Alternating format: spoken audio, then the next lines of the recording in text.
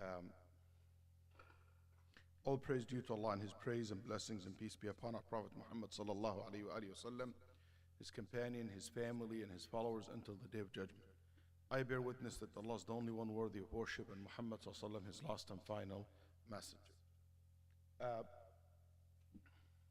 Today we will be finishing up the hadith number 31 in the 40 hadith collection of Imam al-Nawawi rahimahullah ta'ala.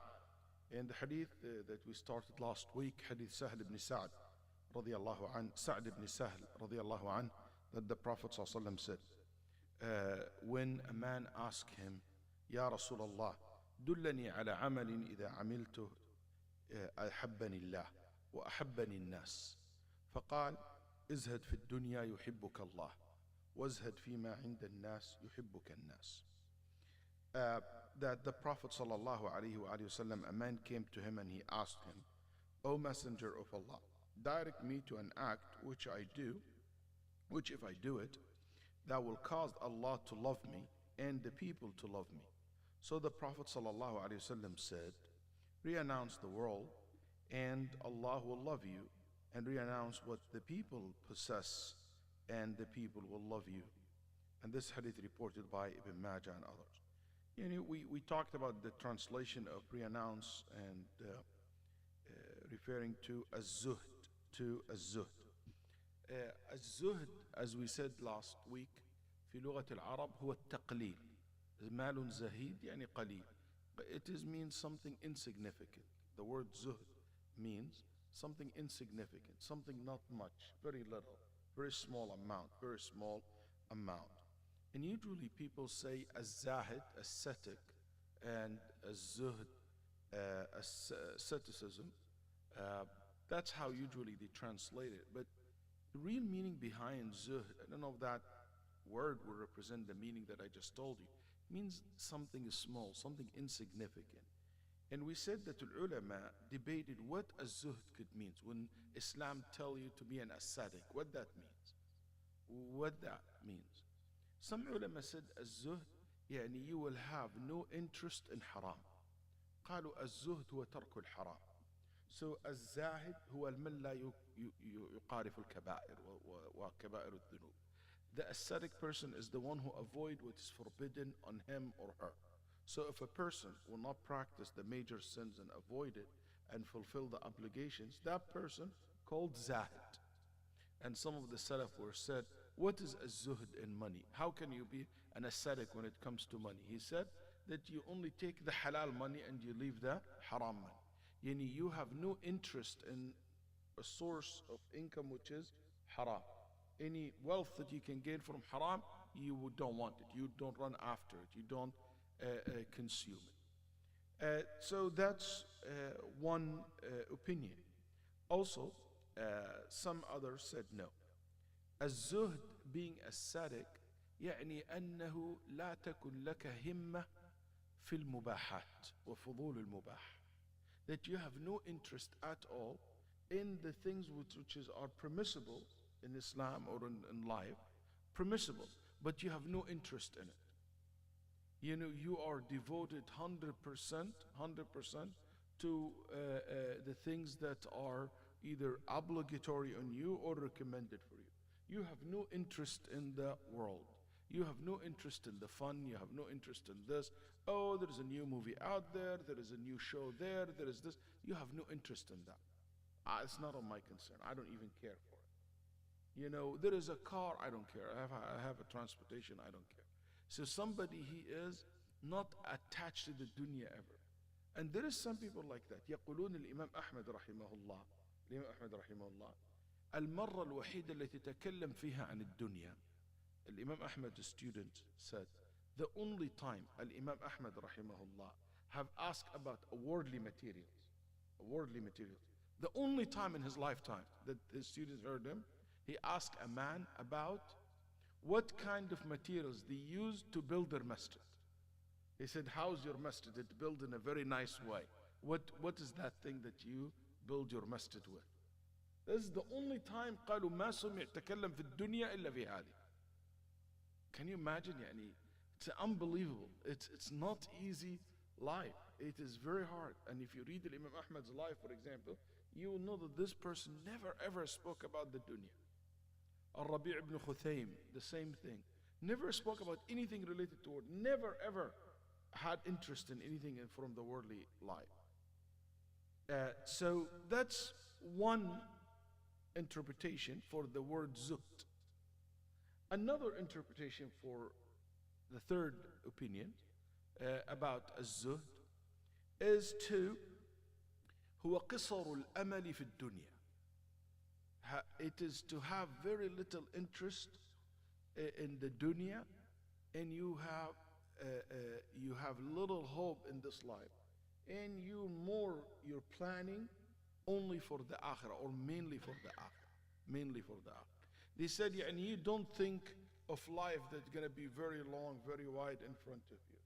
You know, one brother was telling me last week, Sheikh, what about like me? I plan for the next 10 years, 20 years, for my next 15 years. Okay, with that. According to this definition, that will not be part of the zuhd في الدنيا. And you don't think that far. And there is people who are like that. كان ريحانة بغداد Abu Fayruz Ma'ruf al-Karhi, one of the great ascetics and worshippers, avid worshippers, قدموه للصلاة. They told him, lead the prayer al-Isha. He said no. So the Imam told him, خلاص, I lead Isha and you lead Fajr. قال والله إن كنت تأمل أن تعيش إلى الفجر فلن تحسن العشاء. If you think you're going to live all the way to Fajr, you will never perfect your Isha prayer, because you have a long hope in this life to live all the way to the morning. And they based this on the Prophet ﷺ's hadith. قال إذا أمسيت فلا تنتظر الصباح وإذا أصبحت فلا تنتظر المساء. If you in the night don't expect the morning, in the morning don't expect the night. In another word, they took this narrations and that's how they interpret it. But each and every one of these interpretations, there is a problem with it. As much as we have hadith tells you not to think long for a plan for a long term in your life, you have another hadith, another narrations telling you to plan for your life. النبي صلى الله عليه وآله وسلم, he said, لأن تترك أولادك أغنياء خير من أن تتركهم عالة يتكفلون يسألون الناس.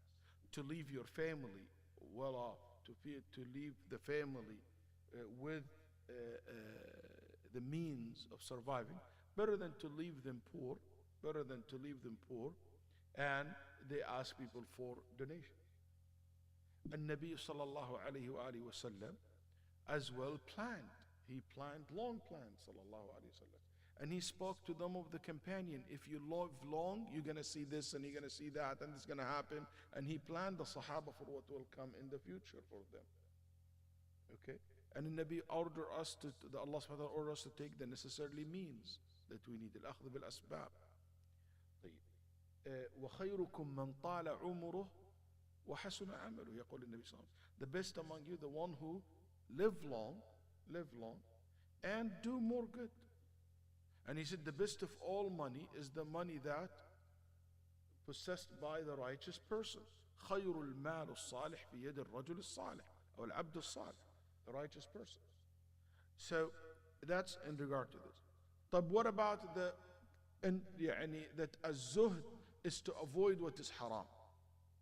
That's also good, but it's not perfect. Because that means everybody is almost like a zahid.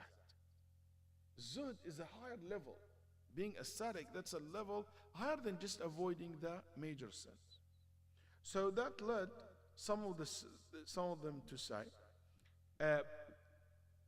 looking into all these meanings, and to be honest with you, each and every one of these interpretations, there is some truth in it. The real ascetic, the one who have not that long hope in the dunya, even when he planned for the next year, plan for his children, he is ready to leave today. He's ready to depart tonight. He expecting that he might be dying tonight, and this is last night. Even though when I'm planning, but it never let this long-term plans block me from seeing my destiny, block me from seeing my real reason to be here in this earth. Allah didn't put me in this earth to have a degree or to have a job or to make a career. Allah put me in this for these are good, but the main reason for it is to worship Him subhanahu wa ta'ala. So when I return back to Him, I will be among the lucky one, the one that Allah subhanahu wa ta'ala is happy and proud of. While I'm doing this, I'm supposed to na'mur al-ard. We're supposed to establish ourselves in this earth, having society, building communities, building families, and so forth. There's no contradictions, no contradiction. As Allah subhanahu wa ta'ala said, لا تمدن عينيك إلى ما متعنا بهم. Allah subhanahu wa ta'ala said, ولا تنس نصيبك من الدنيا. Don't forget your share from the dunya. But in the other verse he said, ولا تمدن عينيك إلى ما متعنا به أزواجا منهم زهرة الحياة الدنيا لنفتنهم فيه ورزق ربك خير وأبقى. And you don't attach your heart and your eyes and you just حتى تمد عينك, you stretch your eyes like, wow. You know, sometimes when you see some of our young and old brothers, when they see something like very materialistic, even our children sometimes, and I always watch my children when they do stuff like that, I said, hey, remember, the Jannah has better things. You know, when you see like my kids like, wow, this is like, as if this is the biggest thing ever in the world. This car or this house or this. No, remember, there is something better in the akhirah. When the Muslim always think like that, think that he is or she is closer to be an ascetic. Remember, az-zuhd who what? To see things as insignificant. To see the dunya as something not a big deal. Az-zuhd fi dunya is to see it as something small. It will always look small in your eyes. The moment it becomes something big, the moment you're not basically treating it as with zuhd.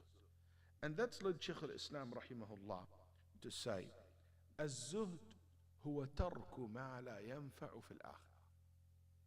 Ibn Taymiyyah defined as zuhd by after mentioning tons of narrations, tons of different definitions. He said, as zuhd is to avoid or to not have interest in things that it will not benefit you in the hereafter. It will not benefit you from there. So even if you go after materialistic things, حتى لو أخذت نصيبك من الدنيا, even if you look after money, children, family, jobs, expanding, you have to do this with the intention of that these will be means to benefit you in the akhirah. That's what it is. So the real meaning of zuhd is to limit the amount of things that you do it 100% purely for the worldly enjoyment. For the worldly enjoyment.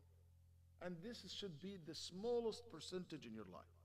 But everything else in your life, it should be something you do it while your eyes on the akhirah. This is something can take me there, can take me there. And I remember I give you example. You might go exercise. You might go on a diet. Not because you want to look fit and people compliment you, or maybe you want to get married, whatever. You know what? No. You do this because you know what? I want to stay healthy. I can continue in my salah. I want to enjoy my sujood. And instead of like when you go to sujood, you barely can breathe because your stomach, preventing you from making sujood. You want to do that. You want to be able to be old, but you still go to umrah, still go to hajj. So if this is your intention, see, it's a materialistic thing, but again, it's a worldly thing. But your eyes on the akhirah, something will benefit you in the akhirah. Yes, I want to expand my business. Yes, I want to make more business. Yes, I want to have a bigger house. But I want to do this while my eyes is, you know what? Inshallah, I will have a place in my house to invite people over, to have a halaqah in my house, to start maybe a little musalla in my house for my family when I have big families. Things from that nature. So you always think about the akhirah way more than what you think about the dunya. If you do that, Allah subhanahu wa ta'ala loves you. Tell me why. Why would Allah loves you if you think this way and you act this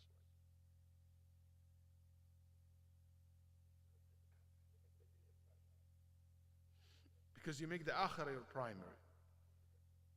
So why he would love me if I make my hereafter my primary?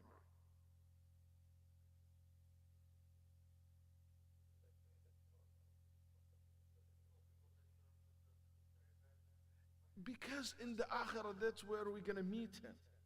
That's where we're going to be with him. That's where you're going to meeting Allah subhanahu wa ta'ala in the hereafter. That means you're focusing on him only, nothing else. So these things that's in the dunya didn't distract you from him. The only thing good about al-akhirah is what? Is meeting Allah, is seeing him, is talking to him. That's the best thing. So imagine if I tell you that it's most of my day I think about you, I'm Mahmoud. And I think about you more than anybody else. Everything I do, I don't think about, oh, it's going to benefit him. Well, you would love me because I'm always thinking about you. I'm always devoting myself to you. Same thing Allah subhanahu wa ta'ala. If always everything you do, you're thinking of him. You're basically directing things towards him. That's why he loves you and he's proud of you. He's so proud of you.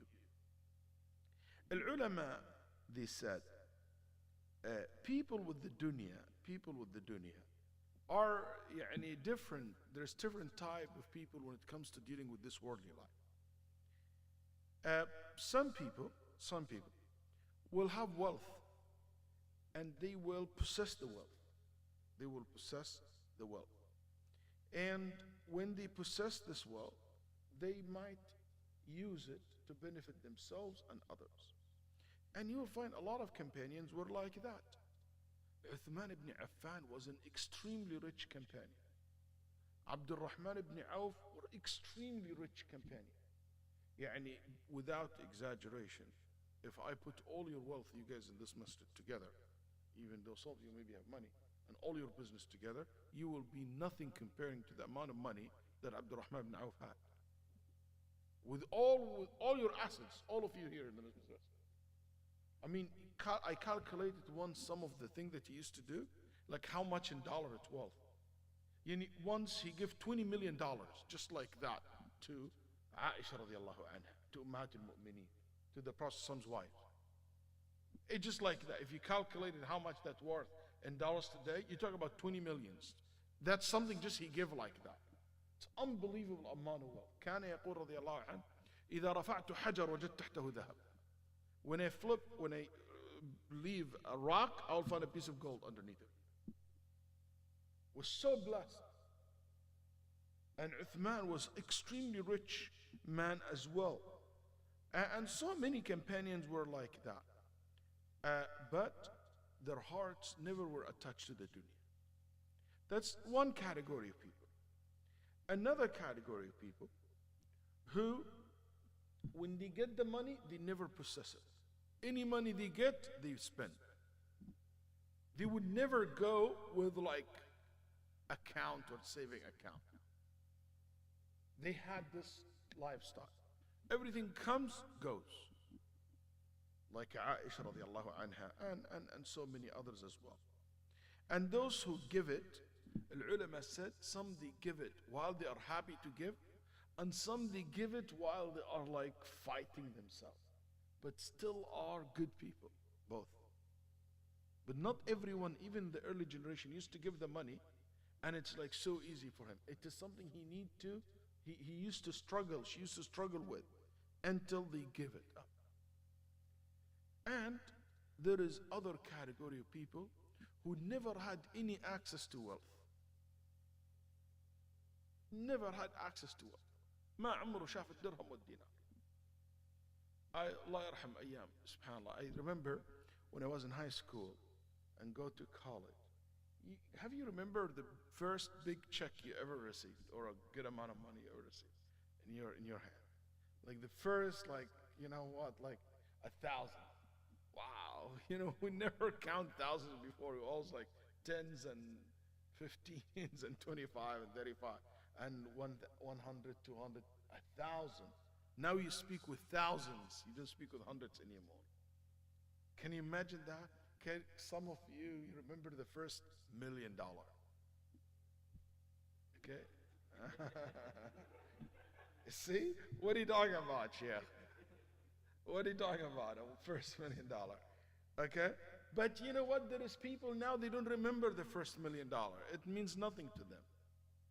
It's a big, so here they said there is another kind of people, they never had the wealth. And those who never had a wealth, there is two types. One who never had a wealth and they never cared for it. They never asked for it. يقولون عبد الملك بن مروان دخل على سالم بن عبد الله. عبد الملك بن مروان came to Salim ibn Abdullah and he said to him, while Salim ibn Abdullah making طواف في الكعبة, فقال يا سالم سلني أعطيك ما تشاء. Ask me and I will give you any money you want. قال يا أمير المؤمنين في بيته وأسأل غيره. He said, يا أمير المؤمنين, I am in Allah's house and ask someone else. يعني if I'm in your house, Dr. Abdul Tayyib, I cannot ask someone else to get me something. I ask the person, the owner of the house. I'm in his house and ask someone else. He felt shame. So the caliph went outside, waited. Even to the extent the servants and his advisors said, Ya Amir, go home and ask him to come. He said, no, I will wait for him until he leaves. So he left late in the day. This is after Fajr he talked to him. So like midday he left the masjid, haram. Then he saw him outside. He said, now you are outside the masjid. Ask me, do you have a debt? Do you have, and you're in debt, you need money? I'll give you whatever you want. He said, يا أمير المؤمنين أمن دنيا تملكها أم وكلك الله عليها. Is it something that you own or Allah subhanahu wa ta'ala just give you power over it? It's not really yours, but Allah give you the authority to distribute it. He said, no, I'm not an owner, I'm a distributor. So he said, Ya Amir al-Mu'mineen, Wallahi, I never ask the honor of this world from anything. So you think I'm going to ask the distributor? If I never ask the honor, do you think I will ever ask the distributor? I never asked the one who owns it, anything from it. قال إن كنت لم أسألها ممن يملكها فكيف أسألها ممن لا يملكها. So there is a type of people like that, never ever cared for the dunya. They never cared for it. And there is other, no, their hearts is basically melting over the dunya. There is other people, their hearts, if they lose an opportunity, khalas, this is like, they got sick, especially those who are known in the history as stingy. Those who seek the wealth, seek the dunya, seek position, seek money, seek fame, for the purpose of using this for good cause, are better or those who have no interest in it at all. This has become a long debate, as you can imagine, because every side, it has a point of argument. And it became a long argument in the books of Zuhd and the books of Tasawwuf and stuff like that. They talk a lot about this issue, And you will find among as-Salaf, who took both sides.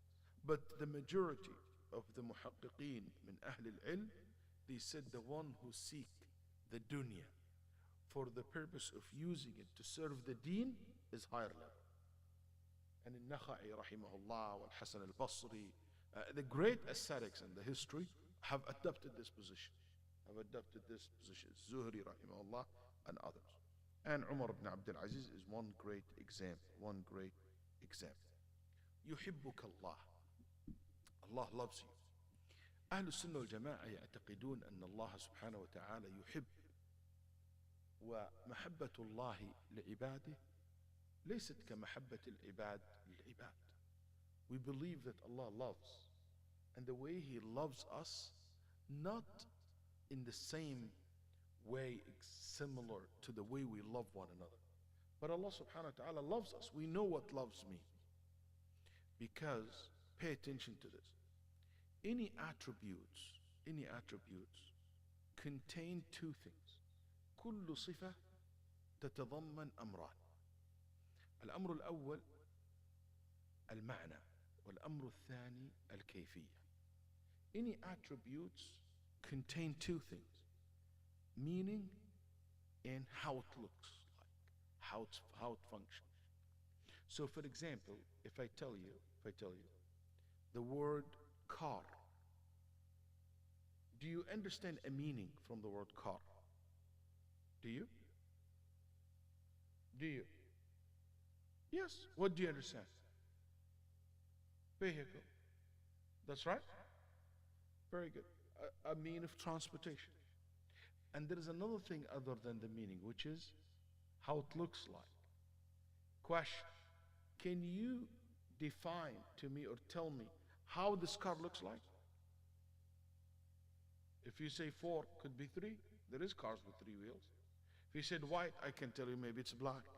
Is it pickup? It's a sedan. It is this car, that car. That's right. So many different type of cars.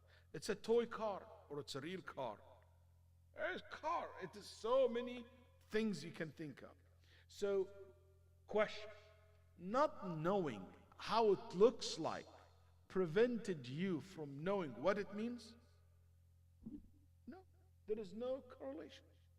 لا تلازم. عدم معرفة الكيفية لا ينفي عدم معرفة المعنى. Not knowing how it looks like, it doesn't mean what it means. The question: knowing what it means, does that necessitate knowing a specific look for it? No. Make sense? Simple? The same thing with Allah's attributes. This simple fact, this is what حير ألوف من البشر في تاريخنا وقبل تاريخنا. Thousands of people have gone astray because they couldn't understand that simple fact that I related to you in relation to Allah's attributes. A lot of people couldn't comprehend this. They thought if you say Allah loves, or Allah has a face, or Allah walks, Allah subhanahu wa ta'ala moves, or Allah subhanahu wa ta'ala descends, or Allah speaks, they immediately thought of it, He speaks like us. So that means He has a vocals, a voice, and His voice looks like that and caused by throat. He must have teeth, He must have tongue, He must have lips, for pronunciation. They always try to make it similar to it. He has hand, that means His skin, He has blood, He has muscles, He has this. And they said, so that's how they thought. Is that true? No. Because Allah said Allah is nothing similar to Him. We know He has hand. We know what that means. It means a hand. But how it looks like, we don't know. He loves, but how He loves, because some people said, A'udhu billah, we cannot say Allah loves. Why? They said, قالوا لأن المحبة ضعف. They said because love is a sign of weakness. And we all know that, that's right, because we love all right. It's a your weakness. Okay, because you love someone, you became weak in front of that person. So they said, and Allah cannot be weak. Yeah, that's your love, but not Allah's love. Allah subhanahu wa ta'ala loves in a way different than the way we love each other. But we know that He loves us. He knows that He loves us subhanahu wa ta'ala. And it's so beautiful to say that, because can you imagine you're loving Allah subhanahu wa ta'ala one way only? Can you imagine what this hadith means when the Prophet said Allah subhanahu wa ta'ala loves it when you do this. He loves when you do that. If you think Allah doesn't love, why would I be even motivated to do that? So there is another, some people said Allah subhanahu wa ta'ala doesn't love. Loves, it means He rewards. We asked them simple question. Why are you guys saying He rewards? Why did you say He loves? Because if He loves, He became like us, because we are the one who loves. Last time I checked, also we reward people. Don't we? Oh, but the way He reward people different than the way we reward people. Why? Exactly. So what? The same thing. ولذلك ما يقال في بعض الصفات يقال في بعضها الآخر. What you say about some, you say about all. That's why those people who took that methodology, which is known in the history of theology as al-Asha'ira, they never were ever had a straight, uncontradicted methodology. They always contradict each other, themselves, at the end of the day. And الجهمية as well. طيب. ثم قال النبي صلى الله عليه وسلم ازهد فيما في عند الناس. Have very little interest in what people have in their hands. People will love you. Because, ya أخي الكريم, people don't like those who want to share with them their dunya. People don't like that.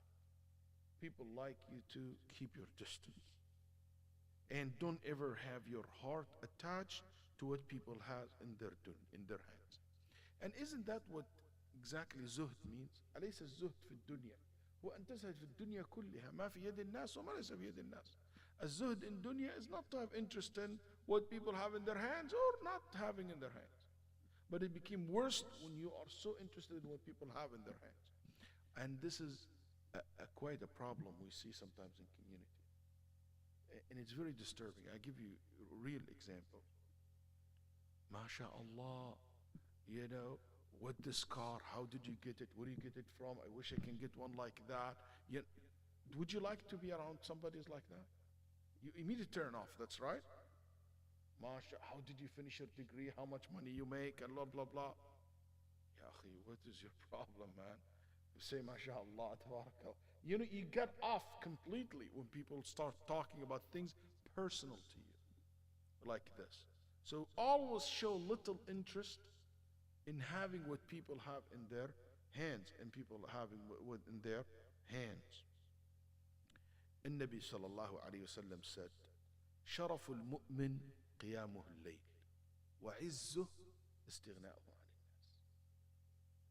The honor of the believer when he or she stand up in the night and pray. That's the honor. Why it's honor?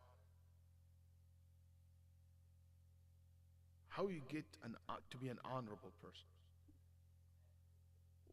In the old days, you became honorable when the king make you a knight, when you have a special access to the kings, to the great people. You become an honorable person. Those who hang out with the kings and the lords and the highest in the society, known as the honorable people. Those who hang out with sa'alik, with no one or no one. So when you are in the night invited by Allah and you come to be with Allah alone, you're an honor. Why? Because you are with the most honorable one, which is Allah subhanahu wa ta'ala. ذلك هذا شرف للمؤمن. An honor. You know, I'm honored to be here. When you go invited by the president or invited by the mayor, it's an honor to be here, sir. Allah invite you and you come to the invitation in the night. In Isha, we all come. But in the middle of the night, only few goes. It's a very special invitation. Very special invitation. طيب. قال الحسن البصري لا تزال كريما على الناس ولا يزال الناس يكرمونك ما لم تعاطي ما في أيديهم فإن فعلت ذلك استخفوا بك وكرهوا حديثك وأبغضوك. You will always be respected by people and honored by people as long as you don't talk about what they have in their hands. The moment you talk about and show interest in what they have and you wish to be like, you became like more involved in personal life, they don't care for you, they hate to talk to you, and they hate you, they don't want you to be around you. قال أيوب السختياني لا ينبل الرجل يعني يكون من النبلاء حتى تكون فيه خصلتان العفة عما في أيدي الناس والتجاوز عنه. You will not be a noble person until you have these two qualities. Number one, you show no interest in what people have in their hands and you forgive people their mistakes. And قيل when somebody entered al-Basra, so he asked, who is the master of al-Basra? Who is the most noble person in the city of al-Basra? They said al-Hasan al-Basri. So they said, why? قال لأنه لا يستغني أحد من أهل البصرة عنه وعن علمه وهو مستغن عما في أيديهم من الدنيا. Everybody in this city needs that man knowledge, and he has no interest in what people have in their hands from the wealth. From the wealth. طيب. Is it allowed to ask people what they have? Can I ask you? يعني أنا I see مثلا محمد سعد كذا. Okay, and I say والله يا أخي أنا I really like your watch. Wallah, it looks so nice on you. On me, I mean on you, you know? Okay, so it matched my skin even better. Can I say something like that? Wallahi, I like your iPhone. I wish I have one like that. Wallahi, I have seen people like this. في ناس فيهم دناءة يعني. They're very low. I mean, they ask openly like that. Okay? Can you do that? Is this allowed or not allowed? Al-ulama said, uh, absolutely not. To ask كذا blunt or even giving a hint is not a good manners at all. To do that, it's a bad manners, and you should not do that. They said unless in only one case you can ask someone they have if you know by asking that will make them so happy. يعني sometimes, you know, if you ask me while I'm eating, wallahi, mashallah, looks so nice. And I'm so happy I share with you sometimes. Huh? Don't take my word. I'm just kidding. Okay? I'll be so happy to share with you what I have. Wow, this is nice perfume. Yeah, go ahead. Try it. If you know that this is going to make the person so happy, do it. If you really think that this is going to make, they said why? Because the Nabi sallallahu alayhi wasallam كان مرة في بيت بريرة. He sallallahu alayhi wasallam was at Barira's house. So in Nabi sallallahu alayhi wasallam, the companion said, let's go. Then the Nabi sallallahu alayhi wasallam, ألم أرى البرمة على النار. البرمة يعني اللحم. The Prophet sallallahu alayhi wasallam said, we're leaving. I saw the meat on the fire. She's barbecuing, she's cooking. So they said, Ya Rasulullah, this is from the sadaqah. This is basically was charity giving to him. Then the Nabi sallallahu alayhi wasallam said, because as you know, the Prophet sallallahu alayhi wasallam and his family cannot eat from the food which is sadaqah, which is charity. He cannot take from the charity. So the Prophet sallallahu alayhi wasallam said, it was charity to her and gift to us. They ate at her house. Barira considered this the best thing ever happened in her life, because the Nabi ate her food and prayed for her. So the ulama made a comment on this hadith. He said that's the Nabi asked from that meat only because he wants to make her happy. That's why I know shuyukh, when they ask people, they make them happy. It's not masukha. No, just kidding. طيب.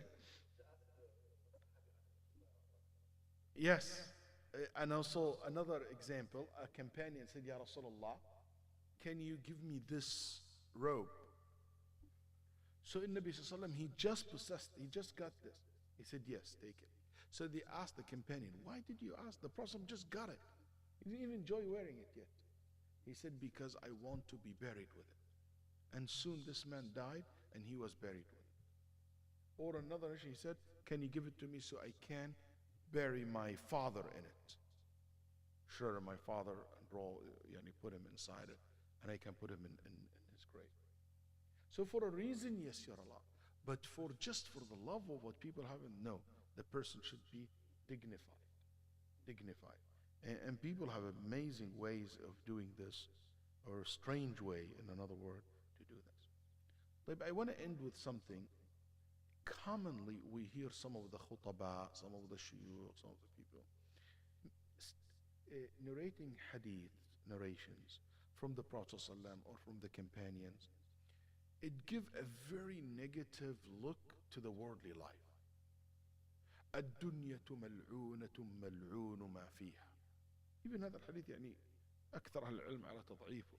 لكن الدنيا, all this worldly life is cursed, and everything in it is cursed, except ذكر الله وما والاه وعالما ومتعلما, except ذكر Allah and learning the knowledge. Or they said, Jundub radiallahu anhu said, حب الدنيا رأس كل خطيئة. Loving the dunya is the source of all sins. من أحب الدنيا وسرت فهو خرج حب الآخرة من قلبه. نقل هذا عن الحسن البصري. If you love the dunya, you never love the akhirah. الدنيا والآخرة ككفتي الميزان عون مرة قال. It's like the two sides of the scale. If this goes heavy, this one goes up. He said قال وهب إنما الدنيا والآخرة كرجل يعني له امرأتان إن أرضى أحدهما سقطت الثانية. طبعا أكثركم لا يعرف معنى هذا المثل بس يعني he said الدنيا الآخرة is like a man with two wives. You please one, you displease the other one.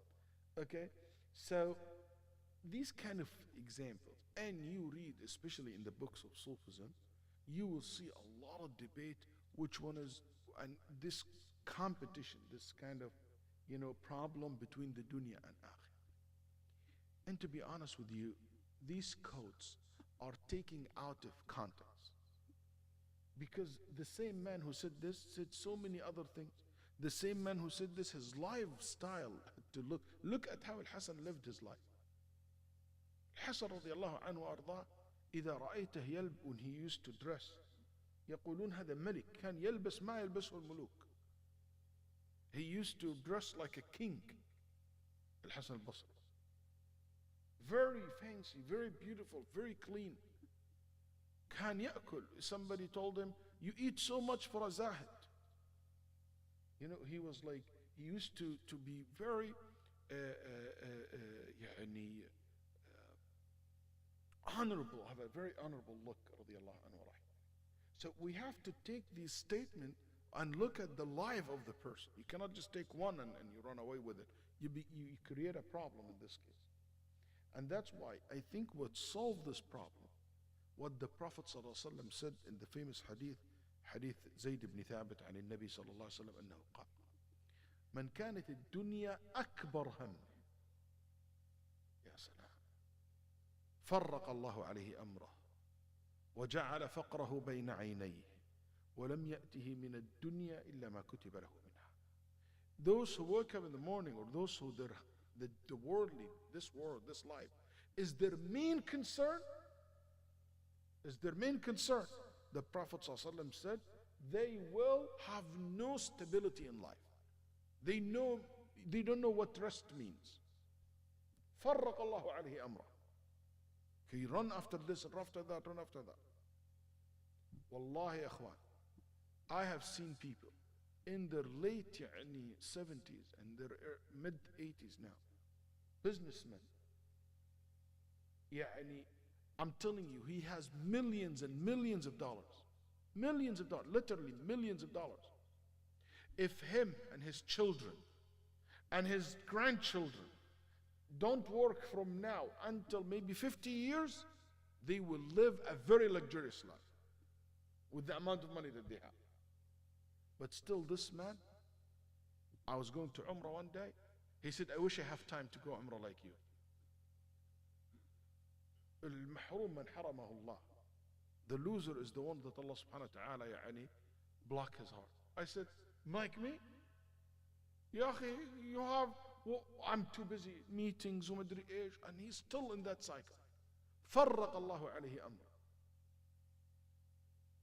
And the Nabi sallallahu alayhi wa sallam said, وَجَعَلَ فَقْرَهُ بَيْنَ عَيْنَيْهِ. He'll always see poverty in front of his eyes. What if I lose this? What if I lose that? What if... And the Nabi sallallahu alayhi wa sallam said, وَمَا أَتَاهُ مِنَ الدُّنْيَا إِلَّا مَا كُتِبَ لَهُ. And he only gonna get what has been decided for him. ومن كانت الآخرة نيته. شوف الحديث في الرواية قال نيته. مش بس أمر, your intention always, you do things for the آخرة, for the hereafter. جمع الله عليه أمره. He will always feel content, and she will always feel contentment. And جعل غناه في قلبه. Always have satisfaction, rest in his heart. وأتته الدنيا وهي راغمة. And the dunya comes to him. Became slave to you, and instead you being a slave to the dunya. This hadith explain what all these narrations means. These statement from Hasan al-Basri, from الدنيا ملعونة, الدنيا من أحب الدنيا وسرتها ضرت بالآخرة. You talk about the people who focus only in the worldly matter, and they have no interest in the akhirah, or they have harmed themselves or forget about the hereafter. May Allah subhanahu wa ta'ala جعلنا وإياكم موفقين. May Allah subhanahu wa ta'ala يجمع لنا وإياكم بين خيري الدنيا والآخرة وأن يستعملنا في طاعته. اللهم اغفر لنا وارحمنا وعافنا واعف عنا واختم بالصالحات أعمالنا يا حي يا قيوم وصل اللهم وسلم على نبينا محمد وآله. And inshallah next week we'll be speaking about Hadith 32, which is a very unique hadith. It is one of the most important rule in Sharia. It's called لا ضرر ولا ضرار. واحدة من القواعد الفقهية العظيمة. And yesterday, 2 days ago, I was having a lunch with someone from Intel. And he was telling me how Intel are moving now from hardware, blah, blah, blah, to software. And Intel going to invest all their money in the new technology, which is, they call it the cloud. To the extent he was telling me, one of the big bosses and managers in Intel was saying that they will have in very near future a device everywhere in this earth collecting data. He said if you lift a rock, you will find some device collecting data. That's the future. Everything in around temperature, people, every single thing you can imagine, it will be collected as a data. And it will be somehow in the cloud. Basically, people have access to it. It's unbelievable. He was explaining to me the future, how this technology going. So we had a debate at lunch. What is Islamically our position from such thing? Because there is benefit from it, but also there is harm from it. So I told him you have to attend the class where we're going to explain the hadith la darar. Is that apply to such thing or not? Just inshallah, something we'll talk about next week, inshallah. Now, yes.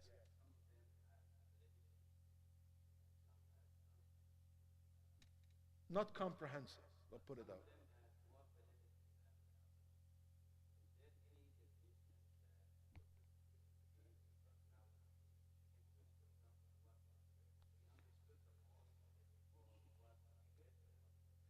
I believe one of the best, yeah, sure.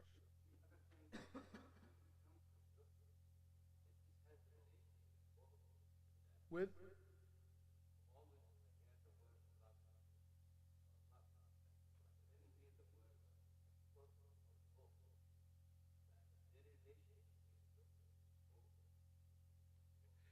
yeah, very good, very good. Okay. I think my favorite definition is what Ibn Taymiyyah rahimahullah said, which is, and it's chosen by so many late scholars as well, الزهد هو ترك ما لا ينفع في الآخرة. Who is to leave what will not benefit you in the akhirah, or to have no interest in what will never benefit you in the hereafter. And a zuhd, it doesn't mean zero, it means very little. So that means you invest very little of your time, money, of the things that pure worldly enjoyment. That's what I believe is the correct.